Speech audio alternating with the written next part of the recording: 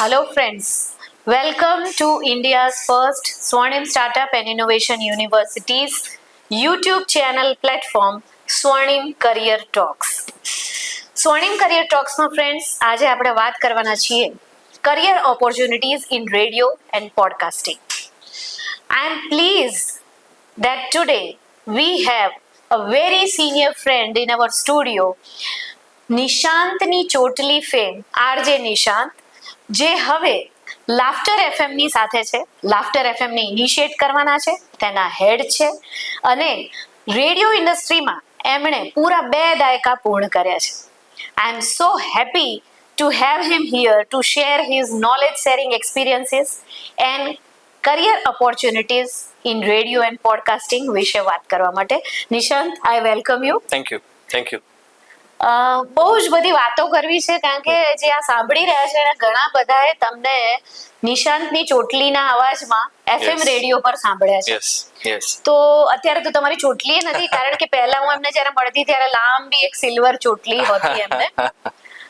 તો રેડિયો દેખાતો નથી, તો પછી આ ચોટલી, આ લુક્સ, એવું બધું કેમ છે આરજેમાં? હું જેવો મીડિયામાં આવ્યો ત્યારથી મને એવું હતું કે થોડો વર્ષ વાળ લાંબા કરીને જોઉં. પછી રેડિયોમાં આવ્યો, મીડિયા સ્ટડીઝ પૂરું થયું, રેડિયોમાં આવ્યો. એટલે પછી જ્યારે હું આરજે હતો ત્યારે એક કેરેક્ટર બનાવવાનું મને બ્રીફ આપવામાં આવી કે ભાઈ આવું એક કેરેક્ટર બનાવીએ, તારા શોમાં તારી સાથે વાત કરે. એટલે મને પહેલો આઈડિયા એ જ આવ્યો કે મારી ચોટલી સાથે હું વાત કરું. પણ જેટલા લોકો મને જોતા એ બધા મને કહેતા કે હા તમારી ચોટલી છે ને તમારી ચોટલી તમારી સાથે રોજ વાતો કરે છે. અને પાવર ઓફ ઇમેજિનેશન. અને એમાં એક મારો ઉદ્દેશ એ પણ હતો કે એકદમ ફિક્શનલ કેરેક્ટર લઉં અથવા કોઈ એવું કેરેક્ટર બનાવું કે જે ખરેખર હોય, તો એમાં મારા કોન્ટેન્ટ ક્રિએશનમાં બહુ બધા થોડા લિમિટેશન્સ આવતા જશે. પણ આ એક કેરેક્ટર એકદમ ઇમેજિન કરી શકાય એવું કેરેક્ટર બનાવું, તો એમાં હું જે કરવા માંગીશ ને એ હું કરી શકીશ. In terms of humour, in terms of content, in terms of foolish humour, in terms of comedy of error. આ બધી જ વસ્તુ હું એમાં એક્સપ્લોર કરી શકીશ, જે હું એઝ નિશાંત નહીં કરી શકું, કારણ કે ત્યાં લોજિક નડે. એટલે આમાં લોજિક વગરની કોમેડી કરવાની જે શરૂઆત છે, અને એ ચોટલીના એક કેરેક્ટરથી મેં શરૂ કરી. અને એ ચોટલીનું કેરેક્ટર મેં લગભગ 17 વર્ષ રેડિયો પર ચાલુ. હવે લાફ્ટર એફએમ માં હું નવા કેરેક્ટર સાથે ઇન અ વે જોવા જઈએ તો હું પોતાને રીલોન્ચ મેં કર્યું છે. અને લાફ્ટર એફએમ માં ટીનિયો ટનાટન નામનું એક કેરેક્ટર મેં બનાવ્યું છે, જે સોશિયલ મીડિયા પર પણ મૂકતા હોઈએ છે.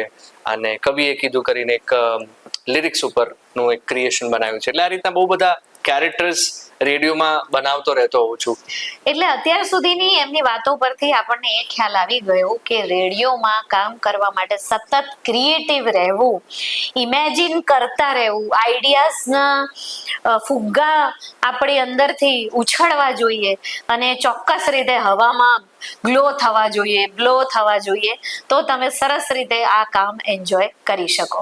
એટલે એક વસ્તુ તો આ વાત પરથી નક્કી થઈ ગઈ કે one has to think out of the box, one has to be creative. એક બહુ જ ઇમ્પોર્ટન્ટ વસ્તુ આમાં એડ થતી હોય છે હંમેશા, કે કેવું છે કે કોઈ પણ ક્રિએટિવ કામ કરતા હોઈએ ને, તો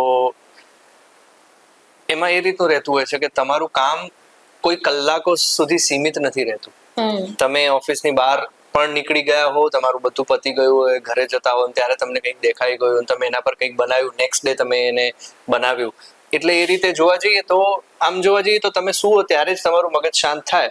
બાકી તમે આખો દિવસ કંઈક વિચાર્યા કરો કે આમાંથી હું આવું બનાવું, આમાંથી આવું કોન્ટેન્ટ બનાવું, આમાંથી આવું કોન્ટેન્ટ બનાવું. એટલે એ એક સતત ચાલતી પ્રોસેસ છે. પહેલા તમને ખબર ના પડે, પણ ધીરે ધીરે તમારી લાઈફસ્ટાઈલ બની જતી હોય છે. તો અત્યારે મારી સાથે પણ એવું છે, ને મારી સાથે બીજા જેટલા પણ લોકો ક્રિએટિવ કામ કરે છે એમના બધા સાથે એવું જ હશે કે એ લોકો બાય ડિફોલ્ટ આ જ લાઈફસ્ટાઈલમાં જીવતા હોય. सो फ्रेंड्स, आपके अंदर अगर क्रिएटिव मशीनरी का बटन है तो उसको ऑन कर दीजिए. That's what Nishant wants to give you one of the underline tip. અને તમારી વાતો પરથી એક વાત તો ખ્યાલ આવી ગયો કે ભાઈ આપણે આઉટ ઓફ ધ બોક્સ વિચારવું, સતત પ્રોસેસમાં રહેવું, કામને કામના અવર્સ તરીકે ના લેવું, Yes, yes. Right, but enjoy કરતા માણવું. પણ આ ઇન્ડસ્ટ્રીમાં, રેડિયો ઇન્ડસ્ટ્રીમાં ચેલેન્જીસ કયા કયા છે? ચેલેન્જીસ હંમેશા એક તો લિસનર્સના અટેન્શનનું હંમેશાથી રહ્યું છે, કારણ કે radio as a medium passive medium છે, Passive medium. એટલે હંમેશા 50% ઓછા અટેન્શનથી અમારી શરૂઆત થતી હોય છે. હવે એ સિચ્યુએશનમાં કોઈનું ધ્યાન ખેંચવું ખેંચવું. તમારા તરફ, Yes. અને તમને યાદ રહે એવું, એને યાદ રહે એવું તમે કોન્ટેન્ટ આપો, એ જ સૌથી મોટી ચેલેન્જ હોય છે, પણ એ જ સૌથી મોટી ઓપોર્ચ્યુનિટી પણ છે. એક્ઝેક્ટ. કે જો તમે એના મગજમાં આટલા બધા લેયર્સ હોવા છતાં તમે એના મગજમાં જો છવાઈ ગયા ને, તો પછી એ તમને કોઈ દિવસ નહીં ભૂલે. એટલે એ સૌથી મોટી એક તો ચેલેન્જ કમ ઓપોર્ચ્યુનિટી હું કહીશ રહેતી હોય છે. બીજી સૌથી મોટી ચેલેન્જ એ રહેતી હોય છે કે લોકોના મગજમાં હંમેશા એવું હોય છે, જે હું જ્યારથી મેં રેડિયો જોઈન કર્યું છે ત્યારથી સાંભળતો આવું છું, અને હજુ પણ હું કદાચ સાંભળતો જ રહીશ જ્યાં સુધી હું રેડિયોમાં છું, કે રેડિયો એડ બહુ વગાડે છે.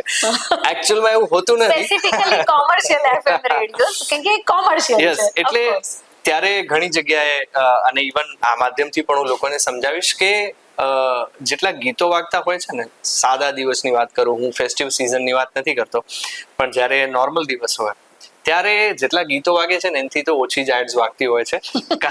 કારણ કે કેવું છે, રેડિયોમાં એવી ફિલિંગ એટલે વધારે આવતી હોય છે કે વધારે એડ્સ વાગે છે. એવી ફિલિંગ આવવા પાછળનું કારણ શું છે કે રેડિયોની એડ્સ જે હોય છે ને, નાની નાની હોય, 5 સેકન્ડની, 10 સેકન્ડની, 20 સેકન્ડની, અને રેડિયો એઝ અ મીડિયમ જે છે એ હેમર કરવા માટેનું મીડિયમ છે કે તમે વધારે વખત વગાડશો તો એ વધારે રજીસ્ટર થશે. તો એના કારણે કેવું થાય કે કોઈક વસ્તુ વધારે વાગી રહી હોય એટલે એવી ફિલિંગ આવ્યા કરે કે આ તો બહુ જ એડ્સ 3 વાગે છે. મિનિટમાં બહુ કેટલું બધું બધું આવી વાગી જાય. જાય. એટલે તમને એવી ફિલિંગ આવે કે બહુ એડ્સ વાગે છે, પણ ખરેખર એવું હોતું નથી. એટલે આ ફેક્ટ સાથે હંમેશા લડતા રહેવું, દેટ ઇઝ ઓલ્સો રેડિયોની બહુ મોટી ચેલેન્જ રહી ચૂકી છે. નિશાન, તમને એ જણાવો કે આપણે જ્યારે નાના હતા, ઓફકોર્સ અમારી જે જનરેશન હતી, we have started listening to public broadcast Yes. Radio, Yes. That is all India radio. Yes. તો અત્યારનો જે રેડિયો છે હવે કેટલો બદલાયો છે? કારણ કે બહુ જ બધા કમર્શિયલ્સ એફએમ છે. મેટ્રો સિટીમાં તો Yes. ભારતમાં 16 થી 17 કે ક્યાંક તો 20 પણ એફએમ રેડિયો સ્ટેશન્સ Yes. છે. તો એક બિઝનેસ તરીકે કોમ્પિટિશન તો છે જ, આરજેસ ને આઈડેન્ટિટી બનાવવા માટે પણ Yes. કોમ્પિટિશન છે, ટેલેન્ટની કોમ્પિટિશન છે, કન્ટેન્ટની કોમ્પિટિશન છે. પણ આમાં રેડિયો બદલાયો છે કેટલો ચેન્જ થયું છે હવે આ 20 વર્ષમાં પણ? એટલે બહુ જ બદલાયો છે એવું કહી શકું. જેમ અત્યારે કોઈ પણ ચર્ચા એઆઈ વગર અધૂરી છે, એમ રેડિયોની વાત કરું તો રેડિયોની ઇન્ડસ્ટ્રીમાં સોશિયલ મીડિયા વગર રેડિયોની ચર્ચા અધૂરી છે એવું કહીએ તો ચાલે. ઓહો. અને that has been the biggest change in radio. કે પહેલા એવું હતું કે કોઈ પણ એક લિસનર એક આરજે ને સાંભળે છે, એના શો દરમિયાન સાંભળે છે, એના શો દરમિયાન આરજે સાથે ઇન્ટરેક્ટ કરી શકે છે. પણ સોશિયલ મીડિયાના આવ્યા પછી એવું થયું કે આરજેસ હોય કે કોઈ પણ કોન્ટેન્ટ ક્રિએટર હોય, રેડિયોની કંપનીના કોઈ પણ એમ્પ્લોય હોય, એ પોતાનું સોશિયલ મીડિયા ઉપર કંઈક ને કંઈક કરતા રહેતા હોય. એટલે એના કારણે કેવું થાય કે દરેક વ્યક્તિ એક તો ક્રિએટર બની ગયો. દરેક વ્યક્તિને એક રેડિયો સિવાય અથવા કોઈ પણ એક ટ્રેડિશનલ મીડિયા સિવાય અથવા કોઈ પણ એક મેઇન સ્ટ્રીમ મીડિયા સિવાય એક મીડિયમ મળ્યું, એક પ્લેટફોર્મ મળ્યું કે જ્યાં એ લોકો સાથે ઇન્ટરેક્ટ કરી શકે અને લોકો સાથે કનેક્ટ થઈ શકે. સો રેડિયોમાં સાથે સાથે ડિજિટલ જે જોડાયું, એના કારણે પહેલા એવું થતું હતું કે ભાઈ જેમ કોઈ પણ એક નવું પ્લેટફોર્મ આવે ત્યારે જૂના પ્લેટફોર્મ માટે લોકો એવું કહેવા અથવા વિચારવા લાગી જાય કે હવે આનું શું થશે. તો એ પ્રશ્ન કદાચ રેડિયોમાં કામ કરનારા લોકો માટે પણ, રેડિયોને સાંભળનારા લોકો માટે પણ થતો જ તો, પણ એવું એકચ્યુઅલમાં થતું નથી. એ કો એક્ઝિસ્ટન્સ જે છે એ રીતે ચાલતું રહેતું હોય છે. અને સોશિયલ મીડિયાનું પણ એવું થયું, રેડિયો સાથે સાથે સોશિયલ મીડિયા આવ્યું અને સોશિયલ મીડિયામાં રેડિયોના લોકોએ પણ કોન્ટેન્ટ બનાવવાનું ચાલુ કર્યું. લિસનર્સ જે ખાલી પહેલા શો સુધી સીમિત હતા કે શોમાં કનેક્ટ કરી શકતા હતા, એ હવે કોઈ પણ આરજેસને કે કોઈ પણ વ્યક્તિને ગમે ત્યારે ડીએમ કરીને પણ વાત કરી શકે છે, ડાયરેક્ટ મેસેજ કરી શકે, ફીડબેક આપી શકે કે પ્રોગ્રામ કેવો લાગ્યો. શરૂ થઈ. પ્લસ રેડિયોમાં કામ કરનારા લોકો માટે એક ડિજિટલ મીડિયા આવ્યા પછી એક બહુ જ મોટી ઓપોર્ચ્યુનિટી એ ઊભી થઈ કે રેડિયો હંમેશા એવું લાગતું હતું, પહેલા એવું જ હતું કે રેડિયો દેખાતો નથી, પણ સોશિયલ મીડિયાના આવ્યા પછી એવું થયું કે રેડિયોમાં કામ કરનારા લોકો બધા જ રેડિયો સિવાય સોશિયલ મીડિયા પર દેખાતા થઈ ગયા. એના કારણે એવું થયું કે એ ત્યાં પણ કોન્ટેન્ટ બનાવતા થયા ઇનિશિયલ એવું હતું કે જે રેડિયો સ્ટેશનમાં જે વસ્તુ ચાલી રહી છે એ જ સોશિયલ મીડિયા પર મૂકતા હતા. પછી ધીરે ધીરે સોશિયલ મીડિયા કોન્ટેન્ટ ક્રિએશનનું બધાને થોડું જ્ઞાન આવતું ગયું, થોડું પ્રેક્ટિસ વધતી ગઈ, મીડિયમ કઈ રીતે ચાલે છે એના વિશે ખબર પડતી ગઈ, લર્નિંગ્સ વધતા ગયા. પછી લોકોએ ડિજિટલ સ્ટેન્ડઅલોન વસ્તુઓ બનાવવાની ચાલુ કરી, સ્ટેન્ડઅલોન ડિજિટલ પર ક્રિએશન્સ ચાલુ કર્યા જે ખાલી ડિજિટલ માટે છે. રેડિયો પર અલગ વસ્તુ, ડિજિટલ પર અલગ વસ્તુ, એટલે ક્રિએટિવ સ્કોપ જે છે બહુ જ વધી ગયો, એ વિશાળ થઈ ગયો, અનલિમિટેડ થઈ ગયો. એના કારણે કેવું થયું કે દરેક વ્યક્તિ, નો ડાઉટ કોમ્પિટિશન બહુ જ વધી, કારણ કે તમે એક બાજુ તમે રેડિયો પર કામ કરો છો, રેડિયો પર એક રિસ્પોન્સિબલ મીડિયમ તરીકે, રિસ્પોન્સિબલ બ્રોડકાસ્ટર તરીકે તમે બહુ બધી વસ્તુઓ આપી રહ્યા છો લિસનર્સને, એ સાથે સાથે તમે ડિજિટલ ઉપર પણ બહુ બધી વસ્તુ કરવા માંડ્યા. એમાં ઘણી વખત એવું પણ થયું કે જે વસ્તુ તમે રેડિયો પર નથી કરી શકતા એ તમે ડિજિટલ ઉપર કરવાનું ચાલુ થયું લોકોનું. પણ એક બહુ સારી વસ્તુ એમાં એ થઈ કે જેટલા પણ રેડિયોમાં કામ કરનારા લોકો છે, જ્યારે ડિજિટલ પર એ પોતે મૂકતા હોય છે કોન્ટેન્ટ, હંમેશા ક્યાંક ને ક્યાંક એમાં રેડિયોની જે સભાનતા છે ને એ ત્યાં પણ દેખાય છે.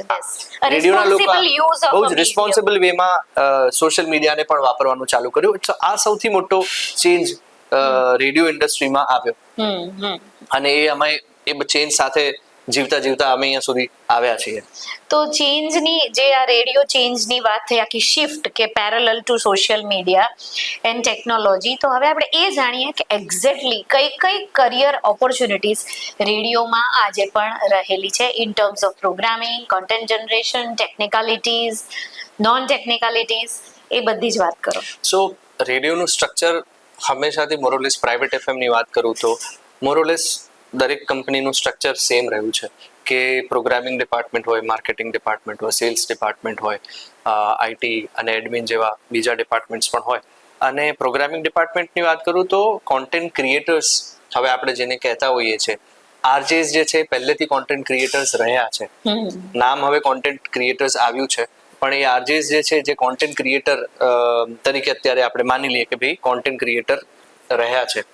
આરજેસ સિવાય પ્રોડ્યુસર્સ હોય જે શોઝ વગેરેમાં આરજેસ સાથે મળીને કામ કરતા હોય, શોઝમાં આરજેસને થોડા ગાઈડ કરે, શોઝમાં આરજેસને થોડું એ રીતનું third person point of view આપ્યા કરે, બીકોઝ આરજેસ જે છે એ એક્ઝિક્યુટ કરનારા વ્યક્તિઓ છે. પ્રોડ્યુસર્સ જે હોય એ થોડું સ્ટ્રેટેજિક વાળો પાર્ટ જોઈ લે, સો એ એક પોઝિશન હોય છે. એની સાથે સાથે કમર્શિયલ્સની જ્યારે વાત કરીએ તો કમર્શિયલ્સ લખવાવાળા પણ અને કમર્શિયલ્સ બનાવવાવાળા પણ, આ બંને રીતના લોકો પણ હોય છે. જેમ કે સાઉન્ડ એન્જિનિયર અથવા પ્રોમો પ્રોડ્યુસર કહીએ કે જે લોકો ઓડિયોમાં પ્રોડક્શન્સ કઈ રીતે કરવા, એ આખું સાઉન્ડ એન્જિનિયરિંગ કરી, યસ, એ આખું ટેકનિકલ પાર્ટ છે સાઉન્ડનો, એ સાઉન્ડ એન્જિનિયરિંગ સાથે સાથે પ્રોમો પ્રોડક્શન ચાલતું હોય છે. કારણ કે રેડિયોનું જે માધ્યમ છે, આરજે વાત કરે, ગીતો વાગે અને કમર્શિયલ્સ વાગે, એના સિવાય પણ જેટલું પણ થતું હોય છે એ આ બધું including commercials as well promo producers અથવા સાઉન્ડ એન્જિનિયર્સ બનાવતા હોય છે. સાથે સાથે બહુ વખત સુધી રેડિયોમાં એવું પણ હતું કે રેડિયોના બહુ બધા લોકો લાઈવ ઇન્ટરેક્શન્સ કરતા પબ્લિક સાથે બહાર જઈને, તો એ આઉટડોર બ્રોડકાસ્ટિંગ જે છે એ પણ એનો સ્કોપ પણ હંમેશાથી રહ્યો છે. જે અત્યારે આપણે સોશિયલ મીડિયા ઉપર પણ જોતા હોઈએ છીએ કે ઘણા વિડીયોઝ, ઘણી રીલ્સમાં લોકો રોડ ઉપર જઈને લોકોને અમુક ઓપિનિયન પૂછતા હોય છે. રેડિયોમાં વર્ષો સુધી ચાલતું આવ્યું છે, અને ઇવન બીજા મીડિયમ્સમાં પણ એ વર્ષો સુધી ચાલતું આવ્યું છે. સો એ રીતનું એ સ્ટ્રક્ચરમાં પણ એ પોસિબિલિટી હોય છે. અને જેમ મેં પહેલા કીધું એ રીતે કે ડિજિટલના આવ્યા પછી રેડિયોમાં પણ ડિજિટલ રિલેટેડ આખી ટીમ ઊભી થઈ.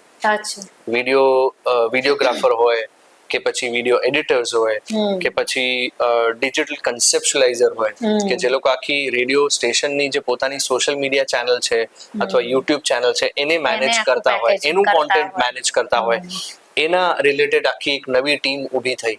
તો રેડિયોની સાથે સાથે ડિજિટલનું જે વિંગ ઉમેરાતું ગયું, એના કારણે ડિજિટલ પ્રોગ્રામિંગ પણ એડ થયું. અને એના કારણે કેવું થયું કે ભાઈ આરજેસ જે છે ડિજિટલ પર જ્યારે પણ એમને કંઈ પણ કોન્ટ્રીબ્યુટ કરવું હોય રેડિયો ચેનલની, રેડિયો સ્ટેશનની પોતાની ચેનલ પર, તો એ આ ટીમ થ્રુ, આ ટીમ સાથે કામ કરી અને એ લોકો ત્યાં કોન્ટ્રીબ્યુટ કરતા હોય છે, apart from there on social media profiles અથવા યુટ્યુબ ચેનલ્સ. તો આ રીતના બહુ અલગ અલગ રીતના ડેઝિગ્નેશન્સ હોય છે. કારણ કે રેડિયો માટે વર્ષોથી એવું કહેવામાં આવ્યું છે કે આરજે મતલબ રેડિયો, પણ એવું છે નહીં ખરેખર. એની સાથે સાથે બહુ બધા લોકો, પડદા પાછળના લોકો પણ હોય છે, અને બહુ બધી ટીમ્સ મોટી હોય છે. એક શો, સારો શો બને એના માટે થઈને 4-5 લોકો કામ કરી શકે છે એના પર, અને કરતા પણ હોય છે. અને પછી આવે છે અમારા જેવા લોકો જે આખું સ્ટેશન નું કોન્ટેન્ટ જે છે હેન્ડલ કરતા હોય, જેને પ્રોગ્રામિંગ હેડ અથવા પ્રોગ્રામિંગ ડિરેક્ટર કહેતા હોઈએ. સો અમારું મેઇનલી કામ એ છે કે આખા સ્ટેશન રેડિયો પર આખા દિવસમાં જે વસ્તુઓ વાગી રહી છે એનું મોનિટરિંગ કરવું, એની સ્ટ્રેટેજીસ બનાવી, અને મ્યુઝિક થી લઈને કોન્ટેન્ટ થી લઈને બેઝિકલી આ બધું જ જે છે એ અમારા જેવા લોકોએ જોવાનું રહે. અને આ રીતનું આખું સ્ટ્રક્ચર હોય છે.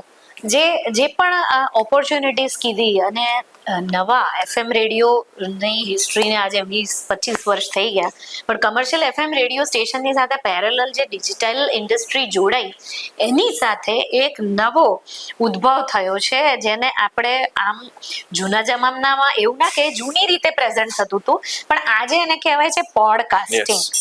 એટલે પોડકાસ્ટિંગ બેઝિકલી ઇન્ટરનેટ પર વધારે ડિજિટલ મીડિયમ જે એમણે વાત કરી એના પર બ્રોડકાસ્ટ થતી વધુ ઘટના છે. તો આને શું આપણે એક્સટેન્શન ઓફ રેડિયો કહીશું, એક્સટેન્શન ઓફ ટેલિવિઝન કહીશું, કે આપણે શું કહીશું? બંનેનું એક્સટેન્શન કહી જ શકીએ, કારણ કે કેવું છે, પોડકાસ્ટ આમ જોવા જઈએ તો અત્યારે આપણે જે વાત કરી રહ્યા છીએ એ પણ પોડકાસ્ટ જ છે. અને એક રીતે તમે એને બહુ જ સાવ સાદી ભાષામાં કહો તો કોઈ એક વ્યક્તિનું ઇન્ટરવ્યુ એ રેડિયો પર મૂકીએ કે ટીવી પર મૂકીએ કે પછી સોશિયલ મીડિયા પર મૂકીએ, એ એક રીતે જોવા જઈએ તો એ પોડકાસ્ટ જ થયું. સો હવે યુટ્યુબ ના આવ્યા પછી ને સોશિયલ ડિજિટલ મીડિયાના આવ્યા પછી એ વસ્તુ એક નામ તરીકે બહાર આવી. અને ઇન્ટરવ્યુ અને પોડકાસ્ટમાં બહુ જ આમ ફરક કાઢવો જ હોય તો એવું કહી શકીએ કે ઇન્ટરવ્યુ એવું હોય છે કે એનું એક સર્ટન લેન્થ જ હોય, બહુ લાંબા ઇન્ટરવ્યુઝ નથી હોતા, જે પોડકાસ્ટમાં પોસિબલ છે. કે પોડકાસ્ટ 3 કલાકનું પણ હોઈ શકે, પોડકાસ્ટ 20 મિનિટનું પણ હોઈ શકે, 10 મિનિટનું. એક્ઝેક્ટલી. ઇન્ટરવ્યુમાં એવું હતું કે મારા બસ 10 સવાલ છે, તમારે 10 સવાલના જવાબ આપવાના છે, અને ફોકસ રિઝલ્ટ પર કામ કરે ઇન્ટરવ્યુ. અને એ આખો ટોપિકલ વેમાં આગળ વધવાની જે વાત છે એ ઇન્ટરવ્યુમાં એ ઓબ્જેક્ટિવ અચીવ થતો હોય છે. પણ જ્યારે પોડકાસ્ટ છે એમાં ઇન જનરલ બીજી બહુ બધી વાતો પણ થતી હોય છે, એટલે informal discussion like you sad કે એ જે છે એ પોડકાસ્ટમાં થતું હોય છે. તો આપણે હવે એ પણ જાણીએ કે પોડકાસ્ટમાં करियर अपॉर्चुनिटीज કેટલી રહી છે, કારણ કે લોકો એમ કહે છે કે आज हर किसी को देखो पॉडकास्ट चलाने लगा है, बहुत सारे लोग पॉडकास्टिंग बिजनेस में आ गए हैं, किसको सुनना किसको नहीं, लोगों के पास इतना टाइम ही कहाँ है कि लंबा लंबा कंटेंट सुने. तो खरेखर podcasting is a serious career. Yes, it is a serious career. અને સોશિયલ મીડિયા પર આપણે જેટલું પણ કોન્ટેન્ટ જોતા હોઈએ છીએ એમાં બહુ બધી વખત એવું થતું હોય છે કે આપણે ફની કોન્ટેન્ટ સિવાયનું જેટલું પણ કોન્ટેન્ટ જોતા હોઈએ છીએ એ ઇન્ફોર્મેટિવ કોન્ટેન્ટ છે. અને એ ઇન્ફોર્મેટિવ કોન્ટેન્ટમાં પોડકાસ્ટનો ફાળો સૌથી વધારે છે.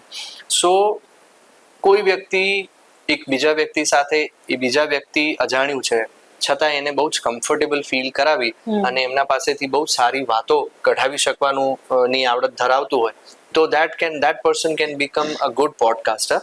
But having said that, આની સાથે સાથે જેટલા પણ અત્યારે ભારતમાં કે ભારતની બહાર પણ ગ્લોબલી પણ જેટલા પણ પોડકાસ્ટ આપણે સાંભળીએ છીએ અથવા જોઈએ છીએ એ બધામાં એક બહુ જ કોમન વસ્તુ એ હોય છે કે જે ઇન્ટરવ્યુ લેનાર છે એનું પોતાનું નોલેજ અબાઉટ ધેટ સબ્જેક્ટ. કારણ કે પોડકાસ્ટ એ ખાલી વાતો નથી. એવું લાગતું હોય આપણને, એ પ્રેઝન્ટ એ રીતે કરવામાં આવે કે આ બહુ જ ખાલી વાતો જ થઈ રહી છે, જોવામાં પણ એવું લાગે. પણ જે પોડકાસ્ટ કન્ડક્ટ કરી રહ્યો છે, જે પોડકાસ્ટર જે સામેવાળાને સવાલ પૂછી રહ્યો છે, એને પર્ટિક્યુલર એ જે સવાલો ચાલી રહ્યા છે એ વ્યક્તિની જે એક્સપર્ટીઝ છે એના વિશે જરાક પણ અંદાજો નહીં હોય તો એ આખી જ કન્વર્ઝેશન છે, આખી જે વાત છે ને એ બહુ જ અપીલિંગ લાગશે અને સામેવાળાને પણ એટલી મજા નહીં આવે અને ચોથા પાંચમા સવાલ પછી એના જવાબ ટૂંકા થતા જશે. એટલે આ તો બહુ ટેકનિકલ વાત થઈ ગઈ, પણ આમાં ઇન અ નટશેલ કહેવાની વાત એ છે કે જેટલી એક કેઝ્યુઅલ દેખાતી કન્વર્ઝેશન જે છે એટલી કેઝ્યુઅલ એકચ્યુઅલમાં હોતી નથી. એના માટે એ જે ઇન્ટરવ્યુ કન્ડક્ટ કરનાર વ્યક્તિ હોય છે એને પણ બહુ જ મહેનત કરવી પડતી હોય છે કે જે ટોપિક વિશે વાત થવાની છે એના વિશે થોડું જાણે, એના વિશે થોડું વાંચે. અને આ બધી વસ્તુઓ કોઈ પણ પ્રેઝન્ટર એ કોઈ પણ મીડિયામાં હોય, કોઈ પણ મીડિયમ પર હોય, એના માટે એટલી જ લાગુ પડે છે કે જે પણ વાત કરી રહ્યા છે એના વિશે એને કેટલી ખબર છે. ન ખબર હોય દેટ્સ ઓકે, આ બધાને બધી ખબર હોય એવું જરૂરી નથી, પણ આપણે કેટલું પ્રિપેર કેટલું પ્રિપેર કર્યું છે એના માટે, તો એ બંને તરફની કન્વર્ઝેશન થશે. રાધર દેન જસ્ટ હું સવાલ પૂછું તમે જવાબ આપો, મારું કોન્ટ્રીબ્યુશન પણ થશે. અને એ રીતે લિસનર્સ અથવા વ્યુઅર્સ સામે એક સારું કોન્ટેન્ટ પીરસી શકશું. તો ફ્રેન્ડ્સ, અંડરલાઈન કરીને આગળના પણ જો આપણે 3 પોડકાસ્ટ સાંભળીએ તો જે અંડરલાઈન વાળી મેટર એ છે કે રીડિંગ ઇમ્પોર્ટન્ટ છે, હોમવર્ક ઇમ્પોર્ટન્ટ છે, જાણવું ઇમ્પોર્ટન્ટ છે. જે વિશે તમે મોઢું ખોલો છો એના માટે કાન, નાક અને આંખ પણ ખુલ્લા રાખવા જરૂરી છે. So media is not about talking, not about just writing, not about just speaking, blah blah blah, but it's about a particular homework done and then message is communicated. તો હવે વાત એ કરવી છે કે જેને રેડિયો ઇન્ડસ્ટ્રીમાં આવું છે કે પોડકાસ્ટ ઇન્ડસ્ટ્રીમાં આવું છે, તો એ લોકોને તમે શું ટિપ્સ આપવા માંગશો? એક વસ્તુ મને બહુ જ ઇમ્પોર્ટન્ટ વર્ષોથી લાગી એ છે રીડિંગ. અને રીડિંગ મતલબ એવું નહીં કે મેં ખાલી કોઈક આર્ટિકલ વાંચી લીધું. થરોલી દરેક વસ્તુને વાંચવી બહુ જ જરૂરી છે. સબ્જેક્ટ તમને ગમતો હોય કે ન ગમતો હોય, પણ તમે માઇકની સામે કે તમે કેમેરાની સામે આવો છો ત્યારે તમારી તૈયારી કેટલી છે એ બહુ જ ઇમ્પોર્ટન્ટ છે. અને એ તૈયારી તમારી બહુ જ સારી ત્યારે હશે જ્યારે તમે એના વિશે ઘણું બધું વાંચેલું હશે. એટલે વાંચવાની જે આદત છે ને એ પાડવી બહુ જરૂરી છે. જે મારું રૂટીન રહ્યું છે એ છે કે ભલે મને છાપા વાંચવા ગમતા હોય કે ના હોય, હું 5 છાપા તો દિવસના રોજના વાંચું જ છું. આજની તારીખમાં પણ મારે પોતાને રોજ કંઈ બનાવવાનું હોય કે ન હોય, હવે એ એક આદત થઈ ગઈ છે. એટલે તમારી આદતનો ભાગ ન બની જાય ત્યાં સુધી તમારે વાંચતા રહેવું જોઈએ. એ બહુ જરૂરી છે. ત્યાં સુધી એટલે કહું છું કારણ કે પછી ઓટોમેટિકલી થશે.